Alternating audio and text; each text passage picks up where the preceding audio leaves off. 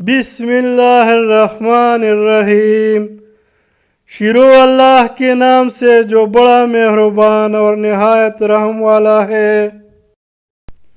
मुआविया रज़ियल्लाहु ताला अन्हु से रवायत है कि एक शख्स ने नबी अकरम सल्लल्लाहु अलैहि वसल्लम से पूछा, बीवी का शौहर पर क्या हक है? आप सल्लल्लाहु अलैहि वसल्लम ने फरमाया, जब खाए तो इसको खिलाए, जब खुद पहने तो इसको भी पहनाए, इसके चेहरे पर न मारे, इसको बुरा भला न कहे, और अगर इससे लाताल्लुक़ इख्तियार करे तो भी इसी घर ही में रखे। वज़ाहत यानी किसी बात पर नाराज़ हो तो उसी घर से दूसरी जगह न भगाए, घर ही में रखे।